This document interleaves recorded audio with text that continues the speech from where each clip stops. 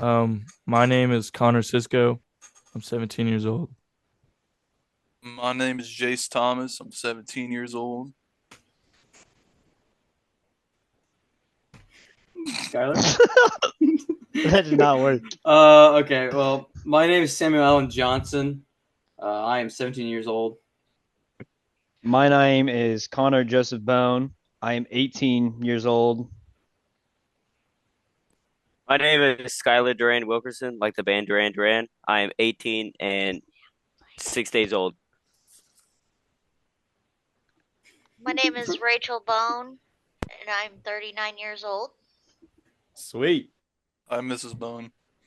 Hello, Miss Brown. Be quiet. Don't say hi to my mom. So we're gonna jump into my speech, which is about Yellowstone National Park.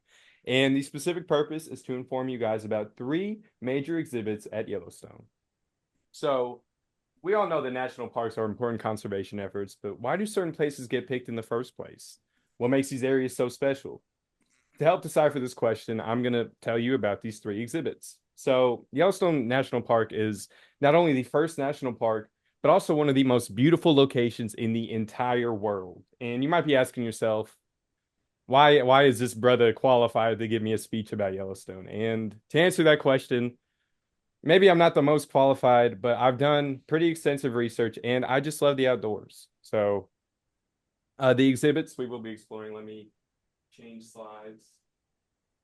Let me give you a little tour preview. So we're gonna start off with Exhibit A, that's Old Faithful. Exhibit B, the Grand Prismatic Spring, and Exhibit C, which will be Mount Washburn. So without further ado, let's get into our first exhibit. Awesome, man. Exhibit A, Old Faithful. So Old Faithful is the first exhibit I will be presenting.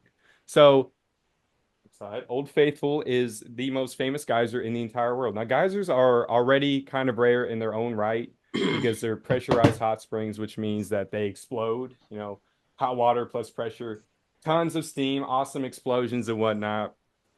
And it ultimately laid the groundwork for the first national park, which was, of course, Yellowstone.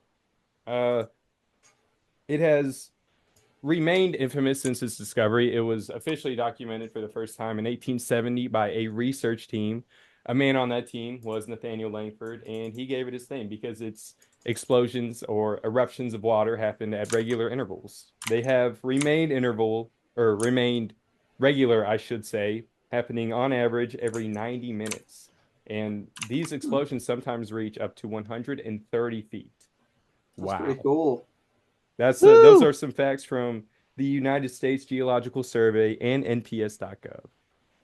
So, in summary, this is an iconic geyser, huge eruptions, pretty cool colors, as you can see in the sunset. And yeah, we're gonna move on to our second exhibit. So next, let me take you to Exhibit B, the Grand Prismatic Spring. So, So as you guys can see here, the Grand Prismatic Spring, it's really colorful, really beautiful, and it's a hot spring, just like Old Faithful. However, it's not pressurized. It is massive though. And you might be thinking to yourself, massive hot spring, kind of like a bath. Let me hop in it. But not exactly the best course of action because the water is very acidic. And for this reason, only certain types of organisms can even live in the water. These are called thermophiles, which literally means heat loving. I'm sure you guys could have maybe guessed that, but its color comes from these thermophiles because they're actually microscopic bacteria, so they're not visible to the eye, but they stack together in layers, and these layers create the magnificent hues that you see here. Really? Like I mentioned earlier, yeah, really, for real. Like I mentioned here, it's like Old Faithful, not pressurized. There's actually a circulation between the hot and cold water. So hot water constantly rising, cold water constantly sinking, and they just flow back and forth. And a little fact about the size: it's 200 to 330 feet wide and 121 feet deep. These are facts Wow. from NPS.gov and YellowstonePark.com. So, all in all, Grand Prismatic Spring, huge spring, really colorful, really beautiful, very famous. So, now we're going to move on to our third and final exhibit. Exhibit C, Mount Washburn. Everybody, saddle up. So, sorry, I'm getting lost in my notes a little bit.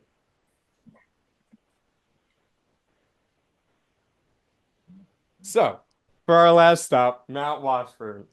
Here we have 20 to 50 miles of panoramic views. It's actually a huge mountain, and according to YellowstonePark.com, it is the most famous hike in the entire park. You can see pretty well the whole park from it, and an exact measurement of its height is 10,219 feet tall at its peak elevation. One interesting fact about it, it was named after the expedition leader of the expedition I mentioned in Exhibit A, Henry D. Washburn.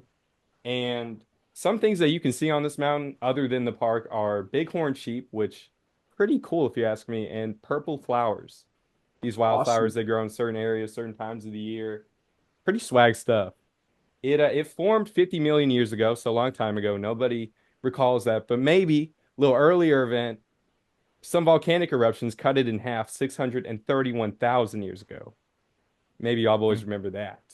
These facts were from NPS.gov and YellowstonePark.com. Awesome. So, a little summary of the tour. Let's bring it back in, regroup a little bit. So, of course, Old Faithful, huge, awesome, explosive hot spring, the Grand Prismatic Spring, very colorful hot spring, just like Old Faithful. Mount Washburn, beautiful panoramic views. And again, the specific purpose of this tour was to inform you about 3 exhibits at Yellowstone Park. And I hope you guys are a little, more intrigued in national parks, but also a little more educated on them. And overall, I hope you guys just take this with you and seek adventure wherever you go. And I hope the outdoors becomes almost like a second home to y'all fellas. That was my Excellent, brother. speech. Thank you so much for listening.